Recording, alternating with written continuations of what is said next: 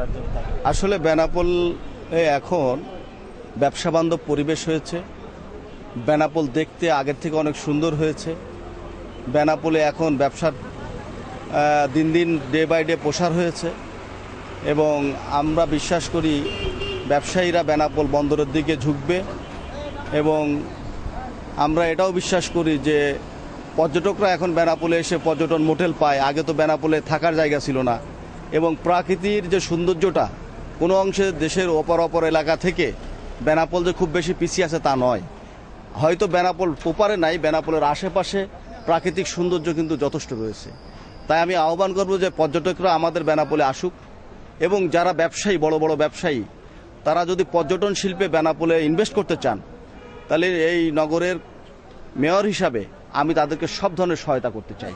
কারণ আমার এখানে পর্যটক বেশ বিশেষ করে পার্ক, কটেজ, তারপর হচ্ছে আপনার ওই বিশেষ করে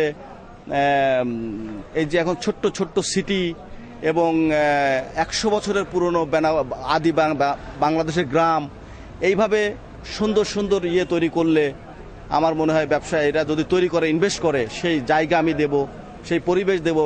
নদীর বিশেষ করে বাওড়ের পাড়ে, অনেক বড় বড় বাওড়ের পাড়ে, যেগুলো করলে বিদেশি পর্যটকরা আকৃষ্ট হবে এবং আমি তাদের ইনভেস্টটা নিরাপদ হবে এবং আপনার তাদের ইনভেস্টের মানে যথেষ্ট তারা মানে ব্যবসা করতে পারবেন এটা আমি মনে করি। এই জন্য আমি বড় বড় ব্যবসায়ীকে বেনাপোলে আসার জন্য আহ্বান করি এবং তারা আমার কাছ থেকে যে ধরনের সহায়তা চায় আমি সব ধরনের সহায়তা দিতে প্রস্তুত আছি। ধন্যবাদ।